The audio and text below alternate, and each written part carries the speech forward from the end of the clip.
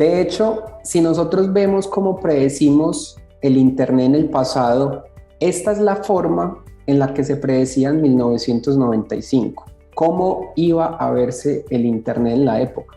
Internet era solamente ese globito del centro y ahí era donde estaban todos los servicios de la web. Luego habían otras redes mucho más grandes y en ese momento es algo curioso porque las llamaban The Matrix. Estamos hablando de 1995, antes de la película. Y había otras redes seguras y por un lado se usaba Usenet y otro montón de protocolos distintos y protocolos de gobierno. Al final del día el Internet terminó comiéndoselo todo y no solamente eso, la web se comió todos los servicios de Internet. Hoy ya no necesariamente pensamos en FTP o en Internet, hoy todo corre a través del www. Incluso cuando usamos aplicaciones, estas aplicaciones funcionan con APIs que funcionan sobre Hypertext o de Transfer Protocol, el HTTP, que todos conocen. ¿Y qué tiene que ver todas estas cosas que estamos hablando con Taiwán? Muy sencillo. Pues Taiwán es esa islita súper chiquita en la esquina de la esquina a escasos cientos de kilómetros de China. Y cuando uno compara el tamaño de Taiwán con América Latina, uno empieza a entender lo increíblemente pequeño que es Taiwán. Florida es más grande que Taiwán. Esto es Taiwán comparado con el tamaño de Ciudad de México. Centroamérica y Colombia en su tamaño absolutamente real es muchísimo más grande, pero Taiwán es una potencia inmensa de exportación de hardware. Ustedes probablemente no solamente reconocerán, sino que tienen alguna cosa de las siguientes marcas. Por ejemplo, Acer, Asus, HTC, Nvidia, todas estas empresas son taiwanesas, ¿sí? Entonces, todas estas empresas dependen de esa islita súper chiquita, no solamente para fabricar, sino también para diseñar todo lo que allí se hace. Taiwán tiene un problema, y es que el actual presidente eterno de China, Xi Jinping, quiere volver a que Taiwán sea parte de China. Uno de los elementos de esa política que llaman la One China Policy o la política de una sola China, dice que se tiene que reunificar China con Taiwán. Eso es absolutamente obligatorio. Y hace escasos días, Nancy Pelosi, que es como la presidenta del Congreso, de Speaker of the Congress, estuvo en Taiwán hablando con la presidenta de Taiwán, con la presidenta de Taiwán. Y eso fue un problema brutal, ¿sí? El problema es tan brutal que al día de hoy, mientras hacemos esta transmisión, hay un ejército militar chino gigantesco alrededor de Taiwán, que está básicamente encerrando Taiwán como isla. Ahora, esto es solo un ejercicio, es como una práctica. No está ocurriendo todavía una guerra mundial, no hay bombardeos. China no le está disparando a Taiwán, pero sí empezaron a disparar misiles hacia el mar de Taiwán y muy cerca al mar de Japón. En particular, la doctrina de misiles china es una doctrina cuyo objetivo es contrarrestar la proyección de poder de Estados Unidos. Ellos tienen un misil que se llama el Dongfeng DF y tienen dos versiones, el 21 y el 26. Y para no hacer el tema demasiado técnico, es básicamente un misil muy grande, muy gordo, que vuela muy alto y luego da la vuelta. Y la idea es que cae a una velocidad más que supersónica en toda la mitad de un portaaviones para partirlo. Un portaaviones para partirlo por la mitad es una labor titánica, porque el objetivo es contrarrestar el poderío militar gringo. Nunca se ha probado un combate. Nadie sabe si realmente funciona, pero existe y hay un montón. Y todos los tiene China. Ahora, esta no es la primera vez que un político gringo visita Taiwán.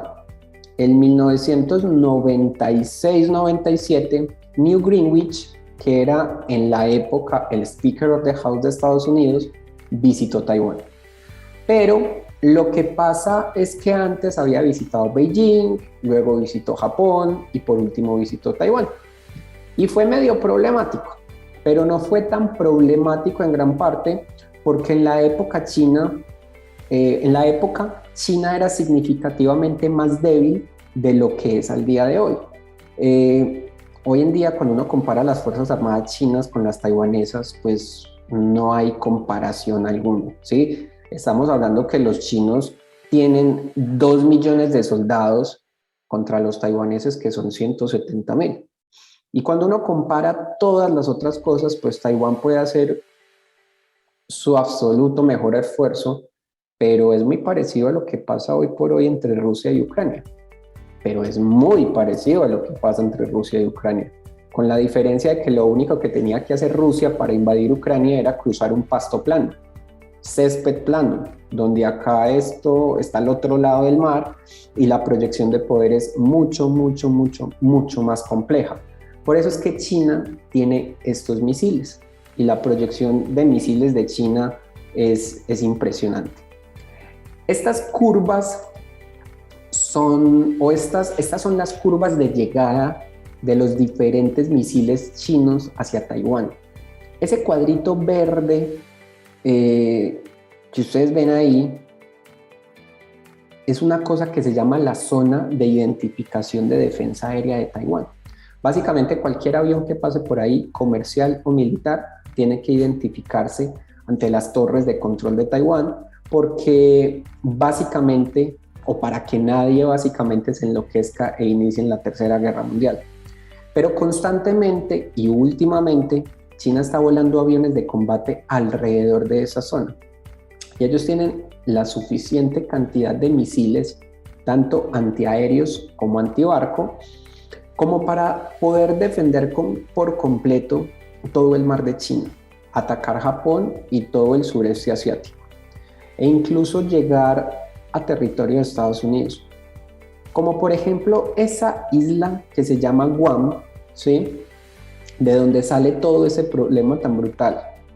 Preguntémonos eso, ¿de dónde sale todo ese tipo de cosas? Pues sale de la historia, sencillo. China nunca ha sido un solo país. Ellos dicen que quieren volver a reunificar China, pero es que China nunca ha sido un solo país. Esta idea de One China es algo relativamente moderno que empezó con Mao, pero que principalmente Xi Jinping es el que la está empujando. Lo que pasaba antes de 1895 y 1945, Taiwán era japonesa, estaba bajo el control del Japón imperial. Después del que el Comodoro Perry, al final de la guerra civil gringa, le dio la vuelta a Estados Unidos y llegó con los primeros barcos hechos de metal a Japón para forzarlos a abrir el puerto. ¿Por qué? Porque Japón llevaba medio milenio completamente aislado del mundo. Se ultraaceleró, se ultramodernizó y empezó a proyectar deseos imperiales. Y una de las primeras cosas que hicieron fue capturar Taiwán. En Taiwán muchas cosas tienen nombre japonés. El parque natural más cool, por decirlo de alguna manera, de Taiwán se llama algo así como el cañón Taroko Gorge, por un coronel, era un coronel, un capitán, un militar japonés llamado Taroko, que le puso su nombre y así con muchas otras cosas. Taiwán tiene un Shinkansen, que es el mismo tren que tienen los japoneses, pero en Taiwán. La comida japonesa es muy similar a la comida taiwanesa o viceversa. El taiwanés promedio el día de hoy ama Japón. En 1949, después de la Segunda Guerra Mundial, Mao y el comunismo toman el control de China. Y en 1949-2022, el gobierno republicano de China, escapando de Mao, llega a Taiwán y a partir de ahí Taiwán es autogobernado como un país independiente, ¿sí? Ahora, de hecho, al día de hoy, como lo pueden ver en las gráficas, si uno pregunta a las personas que viven en Taiwán si se consideran chinas o taiwanesas, el número de personas que se considera chinas desde 1992 hasta el día de hoy ha ido en caída, en picada. La inmensa mayoría de los taiwaneses o se consideran ambos, pero sobre todo se consideran exclusivamente taiwaneses. Tengan en mente muy parecido a la excusa que usó Rusia para invadir inicialmente Crimea en el 2014. Ellos decían, no, lo que pasa es que Crimea es étnicamente rusa, eso es nuestro, a pesar de que eran honestamente ucranianos. Entre el 49 y el 23, China empezó a considerar a Taiwán una provincia rebelde bajo la política de One China. Esa es la política que ellos tienen. Esta vaina es mía, esta isla es de China, y esa es la razón por la que queremos estar en este lugar. ¿Y quiénes son los aliados de Taiwán? En particular en América Latina, no muchos.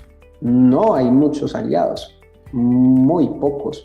Belice, Guatemala, Honduras, esos en Centroamérica consideran a Taiwán un país independiente. Haití considera a Taiwán un país independiente. Y en Sudamérica solamente Paraguay considera a Taiwán un país independiente. El resto de los países, Estados Unidos incluido, considera que China es el país de Taiwán. No hablan de política, es como si Taiwán no estuviera, pero siguen haciendo negocios con Nvidia, con todas las empresas taiwanesas, siguen siguen importando cosas, que tienen un sello que dice Made in Taiwan. Realmente son muy pocos los países en el mundo que los consideran. Luego, si nosotros vemos la diferencia de importación y exportación entre Latinoamérica y Estados Unidos, Latinoamérica y China, vemos una división muy, muy fuerte al día de hoy, ¿sí? Los países en azul importan más comercio con Estados Unidos que con China. Los países en rojo tienen más comercio con China que con Estados Unidos.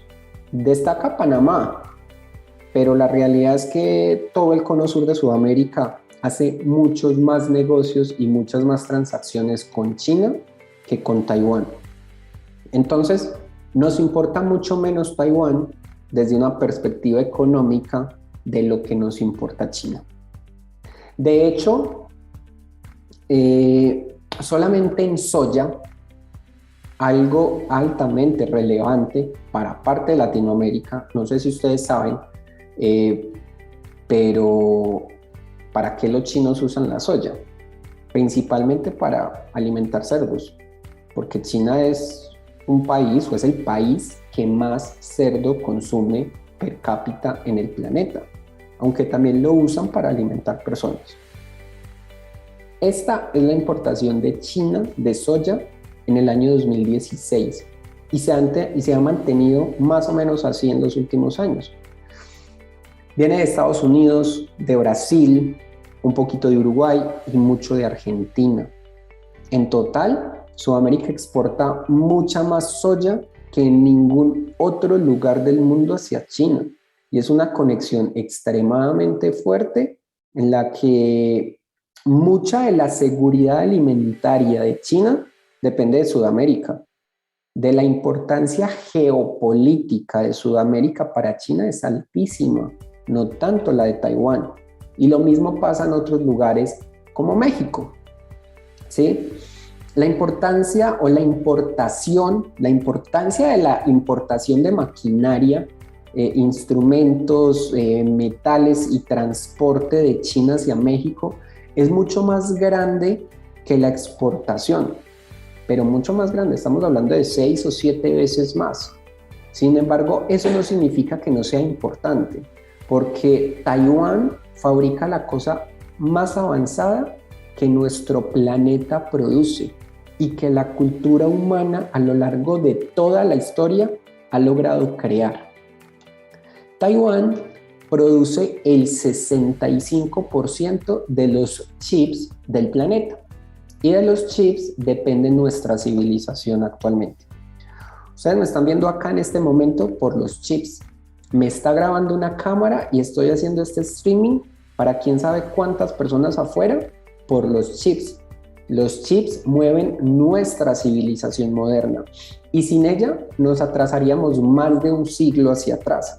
No solamente desde una perspectiva tecnológica y de comunicaciones, sino también en nuestra esperanza de vida. Mucha de nuestra medicina depende de los chips. Yo tengo en este momento un computador pegado acá en mi brazo que está revisando cuál es mi pulso cardíaco y que probablemente, por lo menos eso espero, me va a ayudar a ser mucho más saludable y a tener una más larga esperanza de vida. Los chips están por todas partes en todo lo que hacemos. Y TSMC no solo es la empresa que produce más chips, sino que es la única empresa que puede producir chips de una cierta categoría. Los chips muy pequeñitos, los chips que tienen espacio que se mide en átomos entre transistor y transistor, solamente los produce Taiwán. Y solamente hay un país en el mundo que produce la máquina que produce esos chips. Y es Países Bajos, en Holanda, que se llama SML. Es la única empresa que produce un tipo de máquina que se llama un láser litográfico. Los láseres de rayos ultravioleta son probablemente la máquina más compleja que la humanidad ha inventado en toda su historia. Eso es más complejo que ir al espacio, porque usa una especie de fenómenos subatómicos, cuánticos, para poder generar chips. Es una máquina muy compleja. Y parte de la razón por la que solamente Países Bajos, Holanda, lo puede hacer es atribuido al hecho de que en la cultura holandesa nadie se pone bravo si le dicen la verdad. En la cultura corporativa holandesa, si tú la estás embarrando y alguien te dice, oye, la estás embarrando, tú dices, bueno, sí, la estoy embarrando, ¿cómo lo arreglo? ¿Cómo mejoro? ¿Sí? Acá es distinto, y en el resto del mundo es distinto. Te dicen que la estás embarrando, yo no la estoy embarrando, la que la estás embarrando eres tú. No tenemos ese control de perspectiva de mejorar. Siempre los que se equivocan son los demás, nunca nosotros. Y esa cultura es lo que hace que una máquina que requiere termodinámica, física, electrónica, eléctrica, mecánica, un montón de disciplinas coordinadas entre sí, pueda existir. Todos los países avanzados del mundo, China incluida, están tratando de construir láseres litográficos de la categoría de los que hace TSMC, pero nadie ha podido. Y probablemente en algún punto lo van a poder crear, pero ni siquiera Estados Unidos, invirtiendo miles de millones de dólares en particular en plantas en Arizona, han logrado construir plantas de chips al nivel y la escala de TSMC. Pero China tiene 350 bombas nucleares. Y con 350 bombas nucleares, si uno no arma una fiesta interesante, complejo. 350 armas nucleares acaban con el planeta. Nos meten en un invierno nuclear que puede destruir la mayor cantidad de la biodiversidad de la Tierra. Bajarse con los efectos colaterales a un porcentaje significativo de la humanidad y hacer que la vida no sea tan sabrosa el día de mañana. Esa es la verdad. Y esa es la razón por la que muchos de estos superpoderes, pues uno ni siquiera los toca. Y uno ni siquiera piensa en una guerra mundial porque, uy, no, ¿qué tal una guerra nuclear? Pero la invasión de Rusia, Ucrania, cambió las reglas. Y eso es lo que tiene a todos nosotros, o nos tiene a todos nosotros estresados. Por detrás, China lleva haciendo múltiples cosas. Por ejemplo, hace poco, uno de los distritos fiscales de Nueva York metió a la cárcel a 5 personas que trabajaban para el Departamento de Homeland Security en Estados Unidos. ¿Por qué? Porque estaban espiando para China. Y ustedes dirán, ¿qué hace un hombre que trabaja en el Departamento de Homeland Security y espía para China? O sea, ¿qué hace un tipo ahí espiando para China? ¿Será la sed de poder? ¿La sed de venganza? No, las gift cards de Amazon. ¿Es en serio? Lo único que hizo China fue prometerles gift card de Amazon. Y así, tome todos los secretos gringos. Ahí están, por una gift card de Amazon. Por eso, todo lo que estaban haciendo, algunas veces es mucho más. Pero en este caso es increíble que todos estos secretos de ultra tumba de país hayan sido reflejados por cosas tan banales, ¿sí? Que incluso eran mandadas por WhatsApp, secretos industriales, secretos del gobierno. Y esto lo descubrieron hace muy poco. El líder de MI5, ustedes conocen a MI6 porque viene de James Bond. MI5 son los que realmente trabajan. El líder de MI5 y el líder del FBI hicieron un anuncio en conjunto hace 2 meses, en julio del 2022, hablando de cómo todos los datos que ellos estaban viendo y todo lo que estaban persiguiendo indicaba que este año, el 2022, iba a crecer de una manera exponencial y explosiva la cantidad de actividades de ataques cibernéticos de China al resto del mundo. Y efectivamente, eso es lo que ha estado pasando. Y los ataques cibernéticos chinos se están volviendo extremadamente sofisticados. Ahora, esto no significa que China sean los primeros que lo están haciendo. Si ustedes recuerdan, acá lo tengo, en el 2014, cómo salió la noticia de Stuxnet, un virus creado por una alianza teórica que nadie sabe, pero todos creemos que fue Estados Unidos e Israel, para atacar y para penetrar sistemas que estaban a prueba de todo, desconectados de internet, hasta que eventualmente llegaron a una centrifugadora de plutonio y uranio en Irán. Aceleraron la centrifugadora y las estallaron con un virus informático. Y cómo hemos descubierto otros virus de este estilo para atacar infraestructura de enriquecimiento de material radioactivo, particularmente en Irán, de muchas otras maneras. Así que esto no es la primera vez que pasa. Todo esto da mucho susto, pero por otro lado, China no es que esté increíblemente bien en este momento. En el segundo trimestre del 2022, el Producto Interno Bruto de China se encogió un 0,4%. Ustedes dirán, bueno, pero es que la crisis está en todos lados. No, pero es que esto es demasiado sospechoso. Probablemente estos números están siendo manipulados y China constantemente manipula los números del Producto Interno Bruto. Como por ejemplo, construyendo ciudades fantasmas donde nadie vive. La economía de Shanghai, digamos que de una manera directamente medida, se está encogiendo un 40%.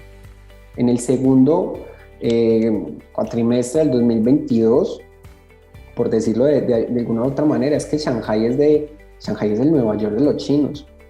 Y el mercado de la vivienda también se ha encogido de una manera supremamente importante. Pero algunos dicen, bueno, y la burbuja, Estados Unidos, China, Estados Unidos no es China, pero en el segundo trimestre del 2022 se encogió un 30%. De hecho, hay un grupo de chinos que se sincronizan en GitHub, que es como un foro para compartir técnicas y datos de cómo salirse de hipotecas, ¿sí? Porque en China es todo un deporte nacional pedir una hipoteca y luego no pagarla y encontrar trucos para salirse de ella legalmente. El punto es que China está activamente censurando las wireless de estos documentos. Crowdsourcing, donde hay múltiples diseños de casa, ¿sí? Dicen, oiga, usted no quiere pagar su apartamento, siga estas reglas, siga estas instrucciones, y estos son todos los edificios de apartamentos donde la gente se está escapando porque no los quiere pagar, porque lo que está ocurriendo es una versión muy similar a lo que nosotros vimos en el 2008 al 2010 en Estados Unidos, una explosión de la burbuja inmobiliaria, pero impulsada por inversión directa del gobierno. En el caso de China, la burbuja inmobiliaria china es mala, pero tampoco es tan mala como la de Estados Unidos. En el 2008, Estados Unidos terminó haciendo que el planeta entero cayera en una crisis brutal. En China muy probablemente va a estar centralizada en China y en todos los otros inversiones o inversionistas de China. Mientras tanto, China está tratando de resolver sus problemas arrancando por sus problemáticas de chips. Una empresa de China llamada SMIC está empezando a hacer esta situación, a crear chips de 7 nanómetros. Los chips de 7 a 9 es uno de los chips más avanzados del mundo. Para que lo sepan, experimentalmente en este momento estamos entre los 5 y los 3 nanómetros para nuestros chips más avanzados, incluyendo los de los iPhone nuevos.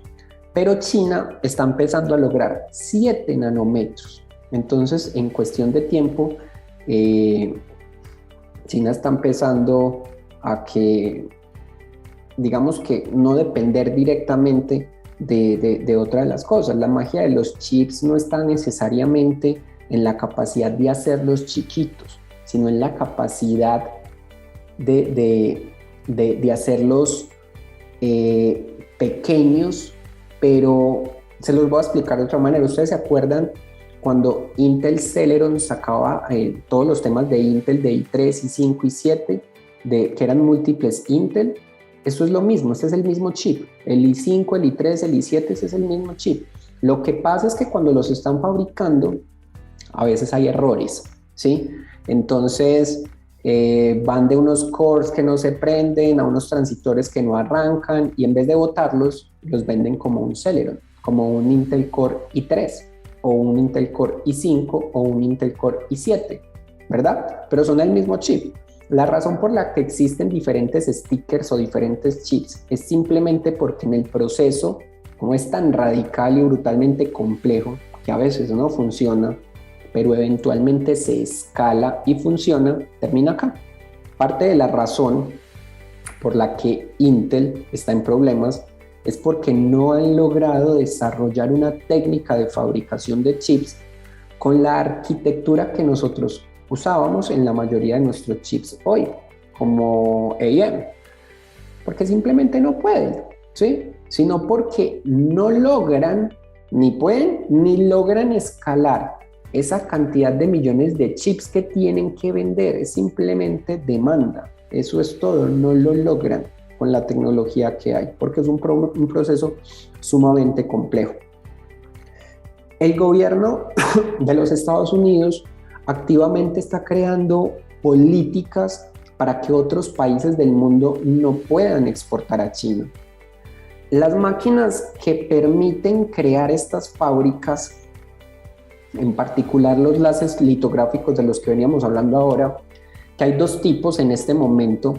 Está el extremo ultravioleta y el aquí escrito el deep ultravioleta. Digamos, los extremos ultravioleta y el ultravioleta son los tipos de gráficos requeridos para fabricar chips. Y Estados Unidos está activamente haciendo su mejor esfuerzo para que China no lo obtenga. En los últimos 4 años, China lleva peleando contra SoftBank para capturar a ARM, que es la empresa que hace el diseño de la arquitectura de los chips modernos. El chip que está en tu laptop, el chip que está en tu teléfono y el chip que está prácticamente en todas partes. Ahora, recientemente, Masayoshi Shin logró arrancarle control de ARM a China y otra vez tienen a ARM de regreso en sus manos. Pero eso también puede significar o que no vaya a terminar pasando en tecnología lo que está pasando en Internet. Imaginen que China dice, ¿saben qué? Me voy a construir mi propia arquitectura con blackjack de chips y ustedes, jódanse. Me voy a tener mis chips chinos, chips propios con arquitectura propia de ARM. Eso ya pasaba en la Guerra Fría, en la Unión Soviética. Nuestros computadores eran binarios, ¿verdad? Los computadores soviéticos al inicio eran ternarios. Piensen en la matemática, en la programación, en la tecnología de lo que implicaría tener computación ternaria. La otra vez me puse a leer cómo funcionaba automáticamente todo el tema de computación ternaria, no entendí nada, lo que implica que pues, me estoy volviendo viejo. Pero es muy interesante ver esa matemática, esa lógica, los algoritmos que usan y los problemas que soluciona este tipo de tecnología, mejor que la computación, digamos, binaria frente a esa ternaria.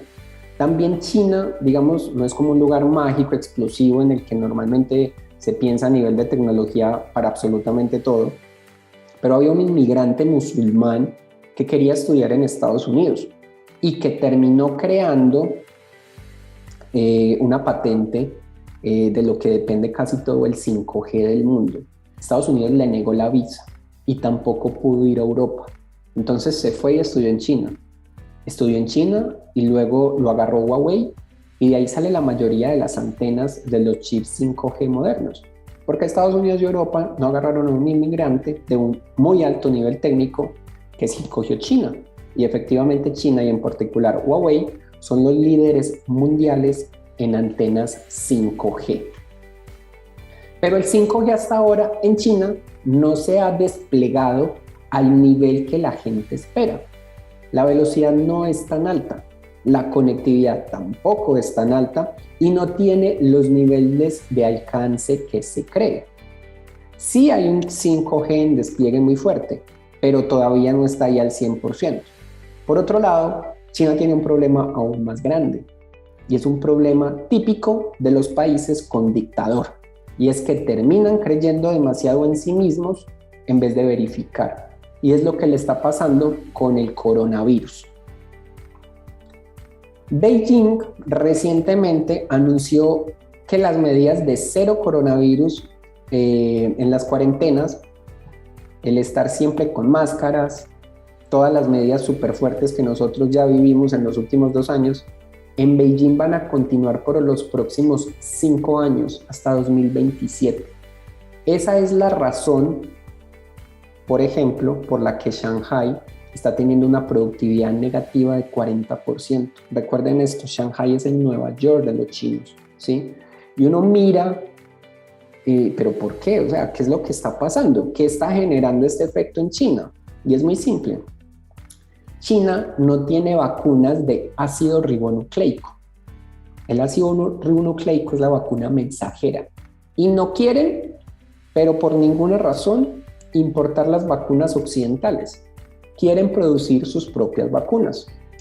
Teóricamente ellos lo van a lograr en los próximos 2 años, pero no sabemos, digamos, la investigación que permite que las vacunas de ácido ribonucleico mensajero existan, pues es una investigación del Departamento Nacional de Salud y de financiamiento de investigación científica de la INH de Estados Unidos. En esa época nadie sabía para qué servía. Era simplemente una forma de sintetizar los pedacitos de ácido ribonucleico mensajero. Hoy en día sabemos que es nuestra forma de crear vacunas a ultra velocidad, que básicamente ha salvado decenas de millones de vidas alrededor del mundo, gracias a ese proceso de vacunación de las vacunas de Pfizer y Moderna. Pero China no quiere. Y como el coronavirus ha mutado un montón, el coronavirus ya de por sí, digamos que las vacunas actuales ya no son tan efectivas, vamos a tener que generar una vacuna nueva de ácido ribonucleico mensajero antes de que se acabe el año. Pues las vacunas de los chinos están solamente al 60% respecto a efectividad. Y ahí están en este momento y ellos se niegan tanto a importar vacunas como a caer en altos niveles de coronavirus. Entonces la única opción son cuarentenas que bajan la productividad, terminan cerrando fábricas y afectando toda la cadena de suministro del planeta entero. Entonces si mezclamos pandemia, mezclamos la crisis de Rusia con Ucrania, le sumamos el tema de China con Taiwán y a eso le sumamos que China todavía está metido en un problema de coronavirus muy bravo, pues ahí encontramos todo un círculo de problemas. ¿De qué? De cadenas de suministro, de materias primas y de muchas otras cosas. El problema que tiene China, que ni siquiera es el que ya hemos mencionado, China tiene un problema peor, es que los chinos no están teniendo chinos. En este mismo instante, la proporción total de la población ya llegó a su pico máximo. China está tratando de detener la publicación de todos estos datos, pero este año eventualmente salió y ya sabemos que la población de China llegó a su máximo nivel. Y a partir del año siguiente en adelante van a empezar a caer. Van a haber menos y menos y menos chinos a lo largo de los próximos años. Eso significa que su fuerza laboral va a ser cada vez más pequeña. Y parte del poder histórico de China ha sido en su capacidad laboral, que es lo que ha construido su capacidad de manufactura industrial a nivel masivo. Ahora, esto le está pasando a todo el mundo en América Latina en este momento. Para nuestra generación, la gente que está más o menos entre los 8 años para atrás y los 8 años para adelante de mi edad, la gente no está teniendo hijos. ¿Cuántos hijos están teniendo sus amigos? 1, si acaso, ¿cierto? Y probablemente la respuesta es 0. En Colombia, por ejemplo, en este momento la fertilidad por mujer es del 1.8 y está bajando rápidamente. Cuando este dato de la fertilidad por mujer baja del 2.1, la población no se renueva. Y cuando la población no se renueva, colapsan los fondos de pensión y colapsan muchos otros sistemas sociales. Un problema lleva al otro, es una cadena. Lo que significa que el contrato social de nuestra región en Latinoamérica va a cambiar, hay que cambiarlo, ya es obsoleto, en parte por estos datos demográficos. Pero en ningún lugar va a cambiar de una manera más brutal y más agresiva que allá en China. En los próximos años, el país más poblado del mundo va a convertirse en India y eventualmente el país más poblado del mundo va a convertirse en Nigeria. Va a ser India, Nigeria y muchos otros países dentro de África. China va a empezar un colapso demográfico y ese colapso demográfico va a hacer que haya menos consumo interno, va a hacer que disminuya el PIB per cápita, va a hacer que la economía no crezca de la manera que se esperaba crecer y que la esperanza de esa manera de vida termine. Aunque para ser más justos, puede que lo estén logrando en parte es en tecnificar y entrenar a su población para que haya más personas profesionales, para que haya más ciencia, más tecnología y más investigación, y para que se genere mucho más valor de lo que ellos tienen. Pero todo el resto del mundo está tratando de hacer exactamente lo mismo. Entonces, ellos sin duda tienen los números, tienen las universidades, pero no están teniendo el tiempo. Y si terminan invadiendo Taiwán, no van a tener el apoyo mundial, porque eventualmente va a pasar algo muy similar a lo que ya pasó en Rusia. Y es que va a haber una serie de sanciones tratando de no motivar, de hacerlos que bajen en su ambición de conquista. El uso de la violencia para obtener fines políticos no es algo que ya está bien visto y se van a llenar de sanciones. ¿Qué es lo que pasaría si China intenta invadir Taiwán? El problema al hablar de esto es que hay mucha gente muy fan de China. Mucha gente. Algunos son honestos y particulares fanáticos de China y otros simplemente son personas pagadas. Hay un youtuber español muy famoso que nunca le había dicho una sola cosa mala de China y que claramente es pagado por China. Pero cuando se es pagado por China o por cualquier otro, pues si se empiezan a levantar un montón de bots chinos para decir que no, pero por ejemplo, cuando uno habla de los campos de concentración que hay en Xinjiang, jamás, nunca en la vida, eso no pasa, eso no existe. No, porque el tipo vive en China, porque es pagado por China. Y por supuesto, para que no se lo lleven, ¿no? Para que no lo encierren.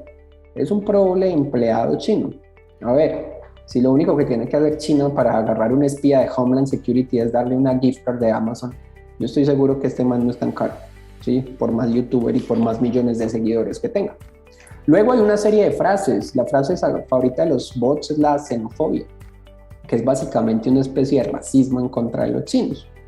que es la misma frase que en su momento han usado los rusos cuando uno les dice que están cometiendo una masacre y que están cometiendo crímenes de guerra y sanidad en Ucrania. Hasta dicen que lo que tenemos todos es rusofobia. Rusia, digamos que en este momento nos da una lección muy interesante a todos de qué pasa cuando este tipo de países que tienen un poderío militar gigante, pero un modelo basado en gobiernos dictatoriales, se enfrenta a un país muy pequeño, pero con apoyo occidental, ¿sí? La cantidad de capital humano, de personas y de herramientas de guerra que ha perdido Rusia en Ucrania es dantesca, es grosera y en cierto modo, en la definición auténtica, la palabra es espectacular, es impresionante. Yo creo que ninguno de nosotros esperaba que Rusia fuera tan brutal y absolutamente golpeado en su intento de invadir a Ucrania como lo está haciendo ahora.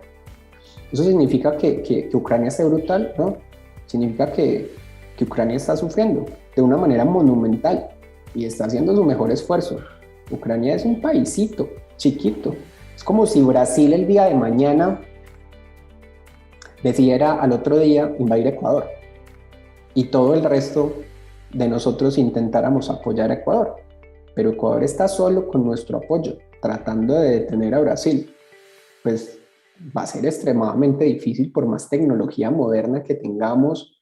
Esto no es como que los otros países puedan directamente intervenir en Rusia, porque las armas nucleares existen y porque nadie quiere que se acabe el mundo. El uso de las armas nucleares por cualquier bando sigue siendo al día de hoy un suicidio. Pero uno se pregunta, ¿y quién está ayudando a Rusia? China. China es el único país que provee los chips para los misiles rusos, guiados con munición, con herramientas, etc. Ahora, si China decidiera mañana invadir Taiwán, no hay que olvidarse que China nunca ha peleado una guerra, nunca ha peleado una guerra. En la vida uno puede decir lo que sea de todos nuestros países occidentales, lo que sea, y hay muchas cosas malas por decir, pero nuestras democracias modernas tienen mucha experiencia peleando guerras por muchos siglos y de muchos tipos. Y Rusia también. La Unión Soviética, en cierto modo, la estrategia que llaman la rolling artillería, la artillería rusa, la artillería en serie que ellos usan para atacar Ucrania, es la estrategia soviética de toda la vida. China no tiene experiencia. Desde el final de la Segunda Guerra Mundial, China no tiene ningún tipo de experiencia de combate real. Tiene un par de países chiquitos en África subyugados, pero no más allá de eso. China nunca en la vida se ha enfrentado de verdad a lo que significa una economía de guerra, ni a un país moderno, ni una guerra cinética total. Así que no sabemos qué va a pasar. Lo que sí sabemos es que todo el mundo hace análisis de lo que podría pasar. Y este es uno de esos análisis de la Rand Corporation 1996, es este dato. Está al borde, ese dato al borde allá a la izquierda, hasta el último, que es 2017, el verde, significa que las capacidades de Estados Unidos son superiores en una guerra contra China. Y lo naranja significa que las capacidades chinas son superiores. China empezaba a tener más capacidades, por ejemplo, para defender sus bases aéreas, para tener ataques antisuperficie, es decir, anti-invasión terrestre, y también China está empezando a tener un nivel más o menos similar en superación aérea y en habilidades contraespaciales. Es más, hay un dato. China tiene un láser en el desierto que es capaz de cegar o destruir satélites en órbita.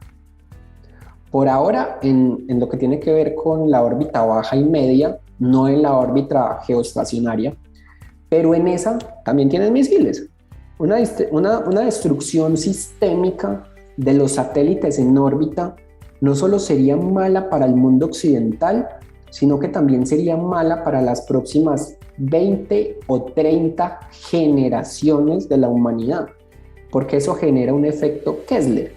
Y pues no los voy a aburrir pero básicamente eso significa que los escombros que quedan en la órbita harían imposible que un cohete saliera al espacio y nos quedaríamos atrapados en el planeta por más de 150 años, dependiendo de la tecnología que usemos, claro está. Eso sería absolutamente desastroso. El que solía ser el almirante al mando de la Armada de Taiwán publicó hace muy pocas semanas en The Economist, que los que me conocen saben, soy fan del Economist, que él cree que Xi Jinping va a atacar Taiwán para asegurarse que ese sea su legado como presidente, teniendo en cuenta que él quiere perpetuarse como presidente eterno de China, pero también teniendo en cuenta que no hemos logrado la inmortalidad y la gente eventualmente se muere. Todavía no estamos ahí. Y ese es el miedo. Ese es el miedo, la razón de atacar Taiwán, que no hay razones estratégicas detrás, que es muy similar a lo que pasa con Rusia en la invasión a Ucrania. Es una razón que tienen los dictadores y es un miedo absoluto a perder el poder que tienen y lo que puede afectar eso a América Latina como a la industria de la tecnología es impresionante y puede cambiar tanto la historia dentro de la industria como en general la historia. De hecho, esto no es un dato del anterior operador de servicio de inteligencia británica, ese sí es MI6. El anterior director menciona que una guerra en Taiwán sería mucho más impactante desde la perspectiva de los crímenes de guerra y de los crímenes de lesa humanidad de lo que hemos visto hasta ahora en Ucrania. La realidad es que probablemente China no va a invadir Taiwán. No están preparados, no tienen la experiencia militar por ahora. No están haciendo lo que hizo Rusia, que fue acumular un montón de material de guerra. Y si lo hicieran, lo harían en Fujian y todo el mundo lo sabría, porque los satélites no se pueden detener, sobre todo los satélites geoestacionarios y una serie de otros satélites de los que nosotros no tenemos ni idea. Los gringos tienen una cosa que se llama el X-37, que nadie sabe qué es, nadie sabe para qué sirve, pero es como un transbordador chiquito, es robótico y le está dando vueltas permanentemente a toda la órbita y nadie sabe qué hace. Muy probablemente está viendo qué carajos hay por ahí. Existe una forma real de esconder el movimiento de tropas que se requeriría para invadir un país como Taiwán. Y por ahora esos movimientos no se están dando. Por ahora lo que está pasando es que China dice, miren, yo los puedo atacar cuando yo quiera, pero no están atacando. Probablemente China no invadirá Taiwán antes de 2024, pero después de 2024, que hayamos pasado esta crisis financiera, que haya una conclusión y lecciones aprendidas de la guerra entre Ucrania y Rusia, y después de que haya cambiado, sobre todo esta razón es muy importante, sobre todo después de que haya cambiado el presidente de Estados Unidos y la realidad política de la Unión Europea sea diferente y la del resto de nuestros países en Latinoamérica, a ese punto nadie sabe. Lo único que se sabe es que esto es altamente probable. Y por si acaso, yo reconsideraría muy seriamente mis viajes a China y Taiwán en los próximos meses. Y recuerden, para que no se estresen, solo imaginen que si China llega a invadir a Taiwán, el laptop que tienen en este momento, sin ningún problema, podría valer $5,000 en reventa en unos años. Y eso es lo que pasaría a nivel práctico si se acabaría el mercado de los chips, como lo acabamos de mencionar, por una cantidad importante de tiempo. Economías como la Argentina, que subsisten casi con tecnología blockchain, entrarían en un fracaso total. Y no solamente por todo este tipo de restricciones, sino porque empezamos a ver que el mundo occidental cada vez está más separado del mundo oriental. Eso es todo. Nos vemos en una próxima oportunidad. Que tengan un excelente día.